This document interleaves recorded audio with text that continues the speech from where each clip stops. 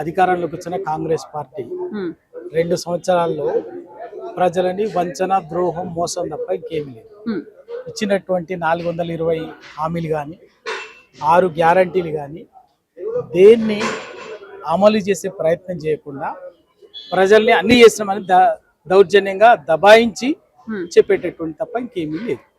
దానికి తోడు తెలంగాణలో జీవనదులుగా ఉన్నటువంటి గోదావరి, కృష్ణా నదులని అప్పనంగా సీమాంధ్రకు, ఆంధ్రప్రదేశ్ రాష్ట్రానికి అప్పచెప్పడం తప్ప ఇంకేం లేదు. అయితే ఇప్పుడు వింటున్నాం కదన్నా, ఇప్పుడు యూరియా అనేది యాప్ ద్వారా తీసుకోవచ్చు, పెట్టుకోవచ్చు అని కూడా వింటున్నాం. అసలు అది ఎంతవరకు వాస్తవం అంటే ఎలా చేయవచ్చు అసలు యాప్ గురించి ఒకసారి చెప్తారా? ఇప్పుడు యాప్ ద్వారా యూరియా అని చెప్పేసి ప్రభుత్వం చెప్తున్నది. ఈ యాప్లతోటి ఆడ స్టాక్ ఉంటే కదా యాపా, లేకపోతే పోయి తెచ్చుకోవటమా లేకదని. ఇప్పుడు రైతులు మనం పోయిన సీజన్ చూసినాం, పోయిన June, July, August, September, October దాకా ఆల్మోస్ట్ సీజన్ మొత్తం కూడా యూరియా దొరకక రైతులు రోజుల తరబడి క్యూలు, గొడవలు, ధర్నాలు, రాస్తారోకులు చేసి యూరియన్ సప్లై చేయండి. మీరు యాప్లలో బుక్ చేసుకుంటే, ఆన్లైన్లో బుక్ చేసుకుంటే వాడు ఏం తీసుకొచ్చిన అక్కర్లేదు, రైతు పోయి తెచ్చుకుంటాడు. ఎందుకంటే రైతు కష్టజీవి, రైతేం సుఖజీవి కాదు, కష్టజీవి.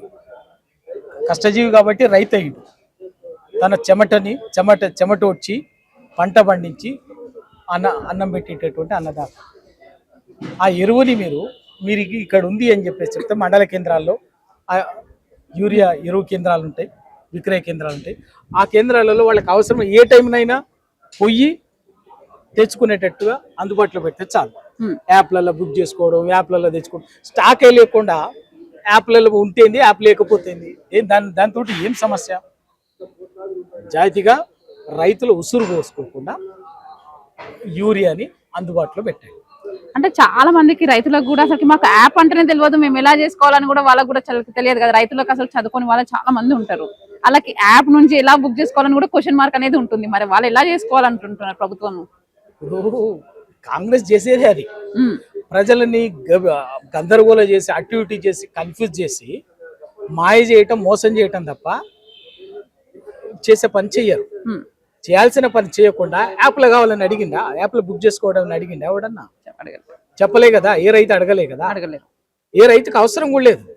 మీరన్నట్టు యాప్ అంటే ఎట్లుంటది అన్నది కూడా 70% రైతులకు తెలియదు. మళ్ళీ యాప్లో బుక్ చేసుకోవాల్సినటువంటి పద్ధతే పెడితే మళ్ళీ కొడుకో, బిడ్డను, మన్మడో, మన్వరాళ్ళను ఆశ్రయించి వాళ్ళ సాయంతో యాప్లో బుక్ చేసుకోవాలి రైతు. ఎందుకండి? రైతు హ్యాపీగా మండల కేంద్రానికో లేకపోతే ఆ పరిసరాల్లో ఉన్నటువంటి ఊర్లో ఉన్నటువంటి ఎరువుల కేంద్రానికి, సింగిల్ విండోస్ కానీ, ఎరువుల ఇతర విక్రయ కేంద్రాలకు కానీ వెళ్ళి తెచ్చుకొని పంట పండించుకోవడానికి సిద్ధంగా ఉన్నాడు. మీరు లేనిది రైతుకు అర్థం కానటువంటి దాన్ని యాప్ గీపు అని చెప్పేసి మోసం చేయటం తప్ప నిజంగా రైతులకి ఎరువుల కష్టాలు తీర్చడానికి కాదు. అయితే ఈ రోజు అయితే షెర్లింగంపల్లి నుంచి బీఆర్ఎస్ లోకి భారీగా చేరికలు జరుగుతున్నాయని కూడా విన్నాం. మరి ఎంత వరకు అసలు ఎలా అనిపిస్తుంది మీకు? మీరు చూస్తున్నారు కదా, అధికారంలో పోయిన 3 నెలలకి తెలంగాణ భవన్ అనేది ప్రజలకి జనతా గ్యారేజ్ అయింది.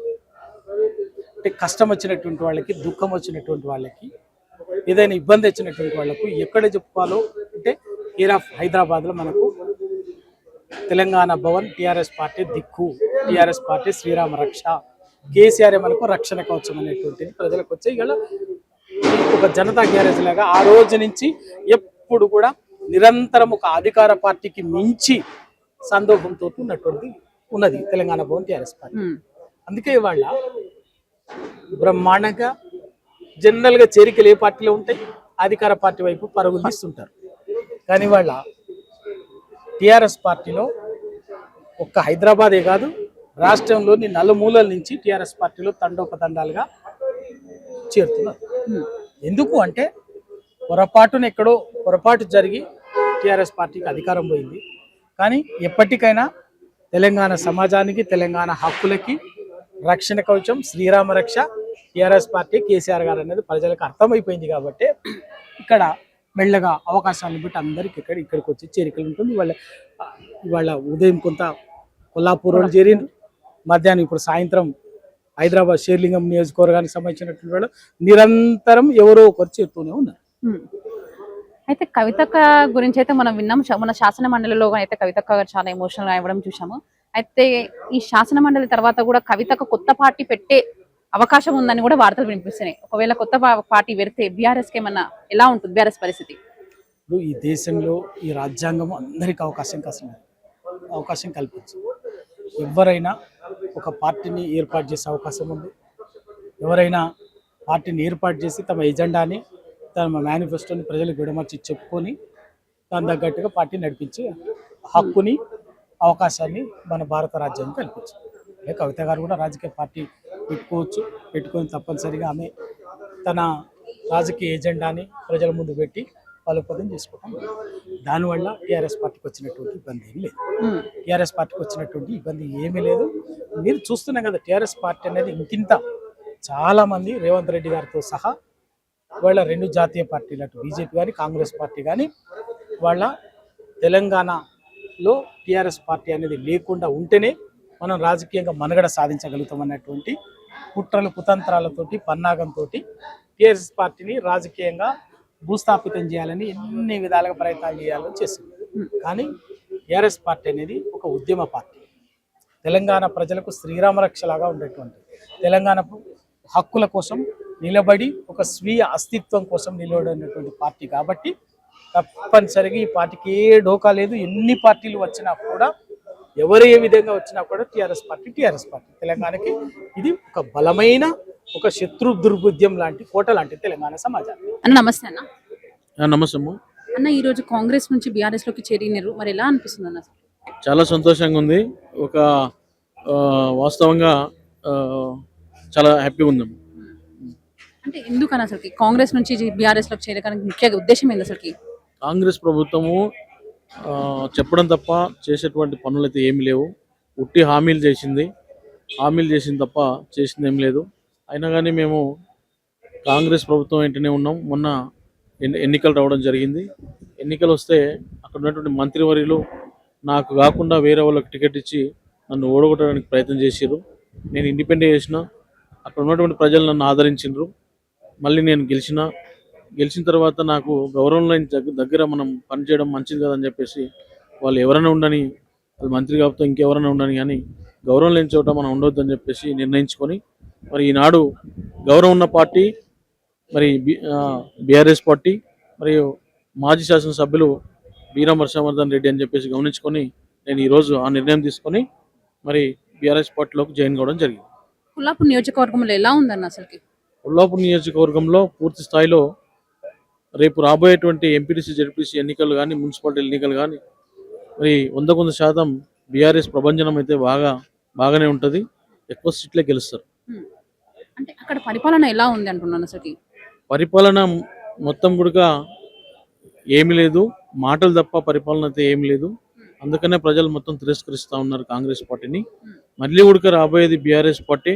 మరి కేసీఆర్ వైపే జనం చూస్తూ ఉన్నారు. అక్కడ ఇప్పుడు సర్పంచ్గా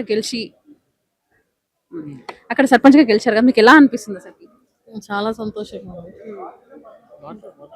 ఒక ఇండిపెండెంట్ అభ్యర్థి అయి మీకు ఎన్ని ఓట్లతో గెలిచారు అక్కడ అసలు? 172 ఓట్ల మెజారిటీతో మేము గెలవడం జరిగింది చిన్నంబావి మండలం. అంటే ప్రజలు అలా ఇక్కడ ఎలా సపోర్ట్ ఇచ్చారు అక్కడ మొత్తం అందరికి? మాకు ప్రజల నుంచి అయితే చాలా మంచి సపోర్ట్ ఉంది. మొత్తం ఇంకా వార్ వన్ సైడ్ అన్నట్టు. ఈరోజు నల్గొండ డిస్టిక్నే కాదు, యావత్ రాష్ట్రం మొత్తం కూడా తెలంగాణ ప్రజలు మొత్తము అన్ని అబ్జర్వేషన్ చేసి ఈ అసాధ్యమైన హామీలు ఇచ్చినటువంటి కాంగ్రెస్ పార్టీని ఎట్లా బొందబెట్టాలని చెప్పేసి ప్రతి గ్రామంలో యువకులు కానీ, మహిళలు కానీ, వృద్ధులు కానీ ప్రతి ఒక్కరిని మోసం చేశారు. ప్రతి ఒక్క స్కీమ్ అనేది చెప్పి ఈరోజు రైతాంగం అయితే చాలా ఇబ్బందుల పాలవుతుంది. ఇవాళ రైతు బంధు పెట్టి కేసీఆర్ యొక్క పరిపాలనలో టైంకు మనకు నాట్లు వేసుకోవాలంటే నాటు పెట్టుకోవాలన్నా, గ్రామంలో అభివృద్ధి కావాలన్నా ఇలా కేసీఆర్ గారి ప్రభుత్వం ఉన్నప్పుడు టైంకు వచ్చేది. రైతులు ఒక బాగుపడ్డారు. గ్రామాలలో కూడా రైతులు ఎట్లా పండించిన ధాన్యం ఎట్లా అమ్ముకోవాలంటే గ్రామాల్లోకి వచ్చి కొనుగోలు చేశారు. మరి ఈ రోజు అలాంటి పరిస్థితి లేవు ఇవాళ ఈ రాష్ట్ర ప్రభుత్వంలో. ఎంతసేపటికున్నా కూడా రేవంత్ రెడ్డి చెప్పేది ఒకటి, చేసేది ఒకటి. గ్రామాలలో ఆయన చెప్పిన దానికి వాళ్ళ అధికారులకు వాళ్ళకే పొంతన ఉండదు. ఒక మంత్రి ఒక చెప్తాడు, ఒక ఎమ్మెల్యే ఒక చెప్తాడు. వాళ్ళలో ఉన్నటువంటి ఒక వ్యత్యాసం ప్రతిరోజు ప్రజలు కూడా చూస్తున్నారు. ఈ రోజు అందుకే కూడా గ్రామాలలో ప్రతి గ్రామంలో కూడా ఇలా బీఆర్ఎస్ పార్టీని సర్పంచ్లతోనే మొదలు పెట్టారు. రానున్న రోజుల్లో కూడా వాళ్ళకు గుణపాఠం చెప్పేందుకు ప్రతి గ్రామంలో కూడా సర్పంచ్లు వార్డు మెంబర్లు 40% ఎబో గెలిచారు. ఎందుకంటే గ్రామంలో ఉన్న యొక్క వాళ్ళకు అర్థమైపోయింది ప్రజలకు కూడా వీళ్ళు ఇచ్చే సాధ్యమైన హామీలు కాకుండా అసాధ్యమైన హామీలు ఇచ్చి ఇలా రైతు బంధు కాదు దానికి రామ్ అన్నారు. మళ్ళీ పోతే ఏంటంటే బస్సు ఫ్రీ బస్ అని పెట్టారు. మహిళల కాడ ఫ్రీ అని చెప్తారు. జెంట్స్ కాడ అలా 10 రూపాయలు ఉందని ఇలా 30 రూపాయలు చేశారు టికెట్ ని. మరి ఎటు తిరిగినా కూడా మళ్ళీ భర్తకైనా భార్యకైనా అదే జరుగుతుంది, అన్యాయం జరుగుతుంది. ఇలా మహిళలకు 2500 ఇస్తామని చెప్పారు స్కీము. ఎక్కడ పోయింది ఆ స్కీమ్లు? ఎక్కడ పోయినా మహిళలకు వాళ్ళకు ఇంటింటికి కూడా మన ముసలిళ్ళకు కూడా వాళ్ళకు 4000 ఇస్తామని చెప్పిండు ఆ రోజు. నేను ఎక్కువ ఇస్తామని చెప్పారు. ఇలా రైతులకు కూడా 12,000 కాదు, నేను 12,000 కాకుండా నేను 14,000 16,000 ఇస్తామని చెప్పారు. అన్ని అసాధ్యమైన మాటలు. ఎక్కడ కూడా ప్రతి ప్రజల్లో రైతుల్లో కానీ కూలీలు చేసుకున్న పనుల్లో కానీ ఎక్కడైనా కూడా కేసీఆర్ ఉన్న పరిపాలనకు ఇప్పుడున్న రేవంత్ రెడ్డి పరిపాలనకు చాలా వ్యత్యాసం ఉందనే దాని మీదనే ఇలా సర్పంచ్లని అన్ని గ్రామాలలో కూడా మళ్ళా బీఆర్ఎస్ పార్టీ గెలిపించుకుంది, ముందుకు పోతున్నది. రేపు రానున్న కారు గుర్తుకి ఇట్లా వస్తే మహిళలు కానీ వృద్ధులు కానీ ప్రతి ఒక్కరు ఫస్ట్ గుణపాఠం చెప్పేసి కారు గుర్తుకు వేసి కేసీఆర్ కు గుణపాఠం చెప్తేనే ఢిల్లీలో ఆయన మెడల్ వంచుతారని చెప్పేసి ఆలోచనలో ఇలా ప్రజలు ఉన్నారు. కాబట్టి ఇలా యూరియా కూడా ఒక యాప్ తీసుకొచ్చారు. మరి ఎంత పేదైన ప్రజలు చదువుకున్న కూడా ఉన్నారు, ఇంకా వ్యవసాయం చేసుకుంటారు. మరి అలాంటి యాప్లు చేసుకొని చేయాలంటే కొంతమంది అంటే యువకులు చదువుకుని ఉన్నారు, అందరు లేరు కదా. మరి అలాంటి యాప్లు పెట్టి ఇలాంటి తీసుకొచ్చి మళ్ళీ చెప్పులు పెట్టే పరిస్థితి తీసుకొచ్చి ఈ రోజు చేస్తుంది. అదే కేసీఆర్ ప్రభుత్వంలో ఒక 4 నెలలు 3 నెలలు ముందరనే అడ్వాన్స్ గా కేంద్ర ప్రభుత్వం నుంచి మనకు వచ్చే వాటా ఎంత వస్తుంది, రైతులకు ఎట్లా మనం అక్కడికి వెళ్ళి దింపుకోవాలి యూరియాని ఆ రోజులో కూడా మన బయట రాష్ట్రాన్ని కూడా ఆంధ్రప్రదేశ్ తోటి కూడా మాట్లాడి మనకు ఆ ట్రక్లలో తీసుకొచ్చి యూరియాని కూడా సరఫరా చేశారు. ఈ రోజు అది లేదు. పండించిన పంటకు కూడా పత్తి పండిస్తే పత్తి పండించిన రైతులు కూడా చాలా ఇబ్బంది పడతారు. అమ్ముకోవాలంటే 7 క్వింటలే అంటారు.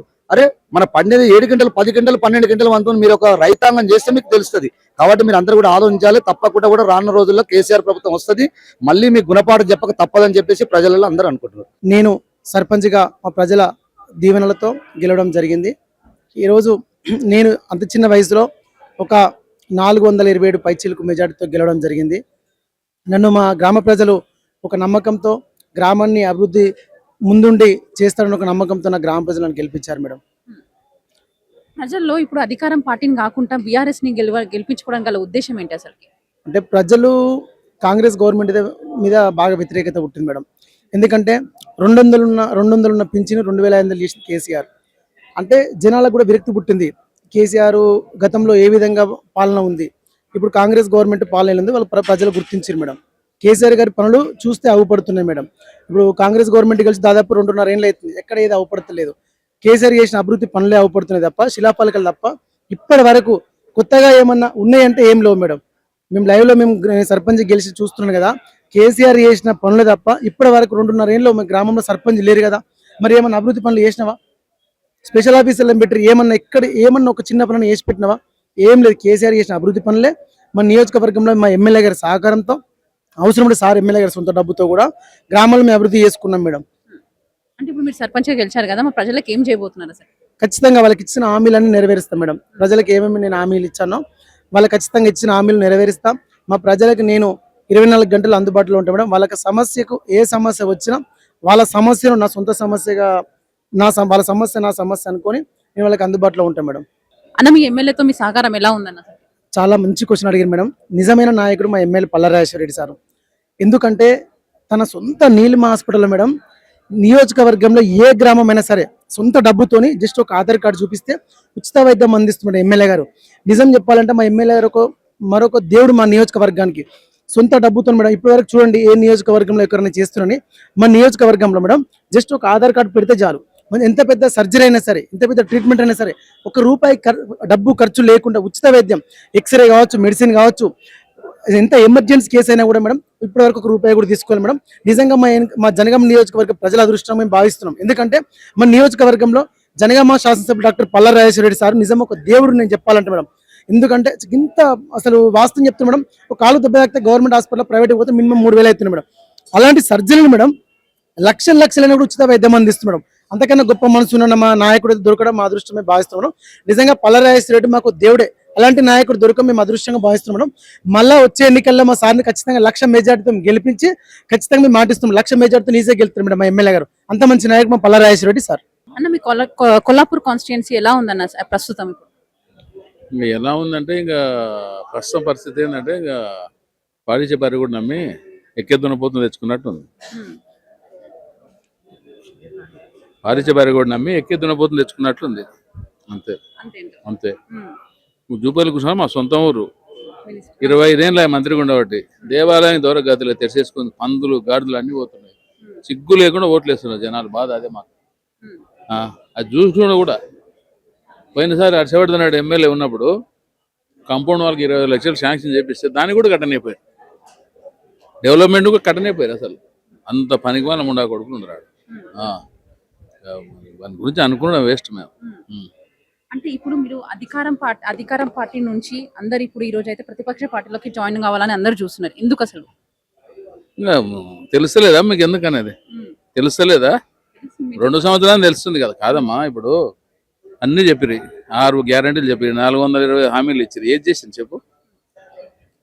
ఇప్పుడైతే అసలు ఈ కాంగ్రెస్ కొడుకులు చేసిన దానికి మాకు 3 మండలాలు క్రాప్ హాలిడే ప్రకటించారు నీళ్ళు రాకుండా.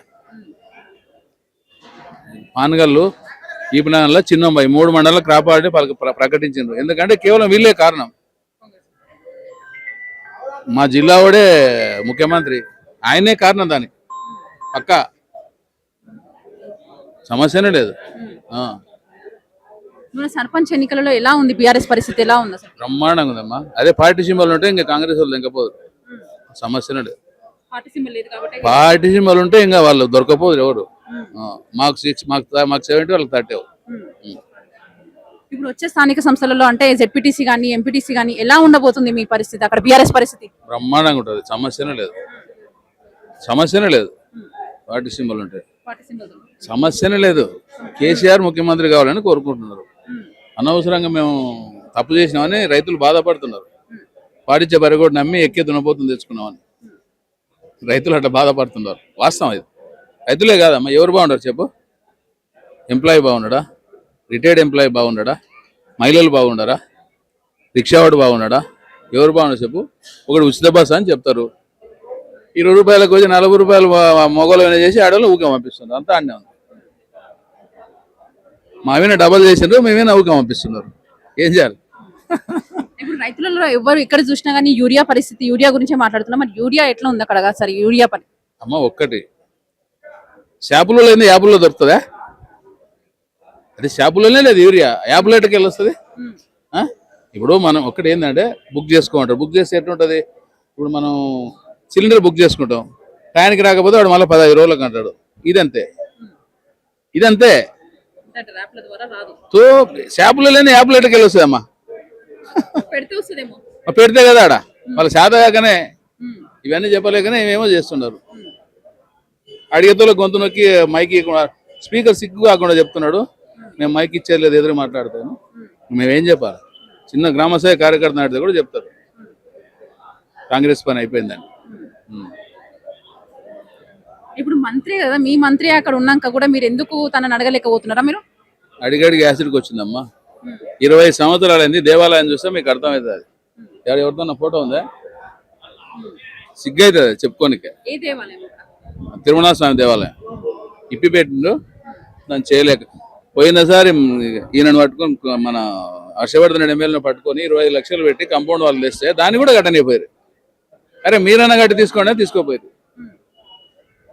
అంటే ఇప్పుడు ప్రజలలో ఇక్కడ స్పందన లేదు, అక్కడ గుడి కావాలి అని. బాగుంది బాగుంది కానీ లాస్ట్ ఎలక్షన్లో వచ్చే వరకు అంతే అంతే. మంచి మంచి ఎడ్యుకేటర్స్ కూడా పని చేస్తుంటే మనం ఏం సిగ్గైతే మాకు చెప్పుకోను. చదువుకున్న వాళ్ళు సరే మాకు మాస్ మంచిగా వేసిండ్రు, చదువుకున్న వాళ్ళు దెబ్బకొట్టింది. తెలంగాణలో రాజకీయ పరిస్థితి ఎలా ఉందనంట? తెలంగాణలో రాజకీయ పరిస్థితి అంటే చాలా దరిద్ర దౌర్భాగ్యంగా ఉందనడానికి గౌరవ రేవంత్ రెడ్డి గారు దానికి ఒక ప్రత్యక్ష నిదర్శనం అని చెప్పేసి చెప్పుకోవచ్చు. ఎందుకంటే 6 గ్యారంటీలు తీసుకొచ్చి 6 గ్యారంటీలు అని చెప్పిన ఈ దరిద్రుడు ఒక రేవంత్ రెడ్డి గారు. ఆ తర్వాత సగం సగం హామీలు ఇచ్చి ఈ రోజు గద్దెనెక్కి తెలంగాణ రాష్ట్ర ప్రజలను హింసకు గురి చేస్తున్న ఈ ముఖ్యమంత్రి రేవంత్ రెడ్డి గారు లాంటి ప్రభుత్వ చేతగాని ముఖ్యమంత్రి ఈ రోజు మనం ఎన్నుకోవడం నిజంగా చాలా అంటే చాలా బాధాకరమని చెప్పొచ్చు. అయితే మొన్న అసెంబ్లీ సమావేశాలలో చూసినాము. అయితే బీఆర్ఎస్ వాళ్ళు అయితే వాకౌట్ చేయడం అనేది జరిగింది. అసలు ఎందుకు బీఆర్ఎస్ వాళ్ళు వాకౌట్ చేశారు? ఇప్పుడు ఒకటండి, మనకు రాండి, సలహాలు ఇవ్వండి, మీ సూచనలు ఇవ్వండి, ఆ తర్వాత మీరు మాట్లాడండి, దమ్ముంటే రండి కేసీఆర్ గారు, కేటీఆర్ గారు, హరీష్ రావు గారు అని అంటున్నారు. వచ్చిన పర్సన్ కి మైకులేడి ఇస్తున్నారు మీరు. స్పీకర్ గడ్డం ప్రసాద్ గారు, మీరు ఒక సభాపతి అయి ఉండి మీరు ఒక సభను నడిపే దారిలో మీరు హుందాగా నడుచుకుంటున్నారా అని ఈ రోజు మేము మిమ్మల్ని క్వశ్చన్ వేస్తున్నాం. మీరు ఒక స్పీకర్ చైర్ లో ఉన్నప్పుడు ప్రతిపక్షాలకేమో మైక్ ఇవ్వరు, అధికార పక్షం ఉన్న ఆది శ్రీనివాస్ అన్నకు 10 నిమిషాలు టైం ఇస్తారు, తర్వాత ఇంకోటి ఆ పార్టీలో ఉన్న వాళ్ళకు ఇంకొకరికి 10 నిమిషాలు టైం ఇస్తారు, 20 నిమిషాలు టైం ఇస్తారు. వాళ్ళకి ఇచ్చినప్పుడు అందే హుందాతో మరి ప్రతిపక్షానికి ఎందుకు మైక్ ఇవ్వరు? ప్రతిపక్షానికి మైక్ ఇవ్వనప్పుడు అక్కడ ఏం మాట్లాడతారు? ప్రతిపక్షము యూరియా గురించి మాట్లాడితే దాన్ని బైకౌట్, దాన్ని తీసేస్తారు. ఆ తర్వాత నిరుద్యోగుల గురించి మాట్లాడితే దాని గురించి మాట్లాడారు. ఇంకా దేనికి అసెంబ్లీ నడిచేది? మీ మూసి సుందరీకరణ కోసమా? ఆ మూసి సుందరీకరణ ఇప్పుడు ఆ ప్రక్షాళన ఇప్పుడు అవసరమా? ఇచ్చిన 6 గ్యారెంటీలు ఏమైనాయి? 6 గ్యారెంటీలు నడపనిక చేత కాదు, కానీ ఇవన్నీ మాట్లాడడానికి అయితే మీకు టైం ఉంటుందని నేను అడుగుతున్నా. ప్రస్తుతం బీఆర్ఎస్ పరిస్థితి ఎలా ఉందంటారు? ప్రస్తుతం బీఆర్ఎస్ పరిస్థితి ఎలా ఉంది? బీఆర్ఎస్ పరిస్థితి ఎలా ఉంది అని అంటే, మీరు ఇదే మైక్ తీసుకొని ఏ పల్లెకి వెళ్ళినా, ఏ పట్టణానికి వెళ్ళినా, ఏ మహిళ దగ్గరికి వెళ్ళినా, ఏ రైతు దగ్గరికి వెళ్ళినా, ఏ కూలీల దగ్గరికి వెళ్ళినా కూడా ఒకటే ఫేవరబుల్ గా మాట్లాడుతున్నారు. Agenda BRS, BRS, BRS, BRS. ఎందుకంటే తెలంగాణ రాష్ట్ర సాధన కోసం కృషి చేసిన వ్యక్తి గౌరవ్ కేసీఆర్ గారు. కేసీఆర్ గారు సుదీర్ఘంగా 10 సంవత్సరాల పరిపాలనలో కంటికి రెప్పలా కాపాడుకున్న తెలంగాణ రాష్ట్రాన్ని ఈ రోజు నువ్వు తీసుకొచ్చి 2 సంవత్సరాల పాలనలో ఈ అంధకారంలోకి, చీకటి మయంలోకి తీసుకెళ్తున్నావు. అలాంటప్పుడు బీఆర్ఎస్ కి ఫేవరబుల్ గా ఉండకుండా, బీఆర్ఎస్ గురించి మాట్లాడకుండా ఇంకా మళ్ళీ మీరు బీఆర్ఎస్ పరిస్థితి ఎలా ఉండడం అనేది అసలు అది క్వశ్చనే కాదండి. ఎందుకంటే బీఆర్ఎస్ ఎక్కడున్నా సరే గానీ, రాజు ఎక్కడున్నా రాజే, ఢిల్లీకి రాజైనా తల్లి కొడుకే అన్నట్టు తెలంగాణ రాష్ట్రానికి ముఖ్య కారణము ఏదున్నా కూడా కేసీఆర్ గారు. కేసీఆర్ గారు ఇప్పుడు ఈ 2 సంవత్సరాల్లో ఇంకొక ఈ 3 సంవత్సరాలు భరించక తప్పదు. ఈ 3 సంవత్సరాల తర్వాత కేసీఆర్ గారు ఒక ఉద్యమకారుడిగా బయటికి వస్తారు. ప్రతి ఒక్కరు కూడా ఇంకా ఇక్క మీదటి నుంచి స్టార్ట్ అవుతుంది. ఎందుకంటే ఎలాగో ఇంకో 2 సంవత్సరాలు భరించాము, ఇంకో 3 సంవత్సరాలు భరిస్తే తప్పేం లేదు ఈ రేవంత్ రెడ్డి గారిని. ఎందుకంటే ఈ రేవంత్ రెడ్డి గారు మాట తీరు ఇవన్నీ కూడా బాగాలేదని చెప్పేసి కూడా ప్రజలు వ్యక్తం చేస్తున్నారు. అయితే పాలమూరు ఎత్తిపోతల ప్రాజెక్టు గురించి కూడా వింటున్నాం. ఈ మధ్య అసెంబ్లీ సమావేశాల్లో కూడా మొత్తం జరిగింది. మరి దాని గురించి మీరేమనుకుంటున్నారు? అసలు ఎక్కడ అన్యాయం జరిగింది అనుకుంటున్నారు? అసలు పాలమూరు రంగారెడ్డి దాని మీద మాట్లాడాలనే దాన్ని చర్చ పెట్టారు. అసలు పాలమూరు రంగారెడ్డి దాని మీద ఒక్కరన్నా మాట్లాడారా? కనీసం ఒక్కరన్నా సమీక్షించారా? ఫస్ట్ రోజు మాట్లాడినప్పుడేమో ఓ మంత్రి ఉత్తమ్ కుమార్ ఉన్నారు. అసలు ఆయన హైలైట్ ఏంటంటే, రేవంత్ రెడ్డి గారే విద్యాశాఖ అవుతారు, రేవంత్ రెడ్డి గారే వ్యవసాయ శాఖ అవుతారు, రేవంత్ రెడ్డి గారే తర్వాత ఇరిగేషన్ మినిస్టర్ అవుతారు, అన్ని రేవంత్ రెడ్డి గారే మాట్లాడతారు. మరి మిగతా మంత్రులు ఏం బీకనిక్కున్నారో అర్థం కావట్లేదు. మరి మిగతా మంత్రులు మరి ఉత్తమ్ కుమార్ రెడ్డి అన్న ఉన్నారు, ఇప్పటిదాకా దాని మీద ఎటువంటిది ఏదన్నా మాట్లాడలేదు. ఏదైనా మాట్లాడాలనుకుంటే పీపీటీ ప్రజెంటేషన్ అంటారు. మరి పీపీటీ ప్రజెంటేషన్ ఇవ్వడానికి ప్రతిపక్షానికే మైక్ ఇస్తలేరు కదా, మరి దాని మీద ఇంకేం మాట్లాడతారు? పాలమూరు రంగారెడ్డి దాని మీద చర్చనే అది. గౌరవ కేసీఆర్ గారు కూడా 70 నిమిషాల ప్రెస్ మీట్ లో పాలమూరు రంగారెడ్డి విషయంలోనే మాట్లాడడానికి రెడీగా ఉన్నారు. మరి మీరెందుకు దాన్ని తప్పుదోవ పట్టిస్తున్నారో అర్థం కావట్లేదు. ఒకవేళ కవితకు కొత్త పార్టీ పెడితే బీఆర్ఎస్ పరిస్థితి ఎలా ఉంటది? బీఆర్ఎస్ పరిస్థితి ఇంకా హైలైట్ గానే అవుతుంది. ఎందుకంటే బీఆర్ఎస్ పార్టీ ఎవ్రీ టైం ప్రజల గుండెల్లో నిలిచిపోయిన వ్యక్తి కేసీఆర్ గారు. అలాంటిది రేపన్నాడు అసెంబ్లీ ఎన్నికల్లో గానీ, ఆ తర్వాత ఇంకా మిగతా ఎన్నికల్లో గానీ ముందుకు వచ్చినప్పుడు ఇక్కడ కేసీఆర్ వస్తున్నారనే ప్రజలు ఆహ్వానిస్తారు. ఎందుకంటే అక్కడ గుర్తు ఏది కనిపిస్తుంది? కారు గుర్తు కనిపిస్తుంది, చేయి గుర్తు కనిపిస్తుంది. ఆ చేయి గుర్తు కారు గుర్తుకు తగ్గ ఫర్ నడిచేదే ఎలక్షన్. సో కారు గుర్తు అత్యధిక మెజారిటీతో ఉంటది. కవిత కొత్త పార్టీ పెట్టడం అనేది అది ఆమె వ్యక్తిగత విషయం. ఎందుకంటే కొత్త పార్టీ పెట్టినా కూడా అక్కడ ఏమీ కనిపించని సూచనలో కూడా ఉన్నారు. ఎందుకంటే బీఆర్ఎస్ పార్టీలో ఉన్న వాళ్ళే జాగృతిలో ఉన్నారు. ఇప్పుడు వన్స్ పార్టీ బలోపేతం చేస్తుంది, ఇప్పుడు పార్టీ ప్రజాక్షేత్రంలో ముందుకు వెళ్తుంది అని అంటే అప్పుడు మళ్ళీ ఆటోమేటిక్ గా బీఆర్ఎస్ కి బలం చేకూరదా? బీఆర్ఎస్ గెలవదా?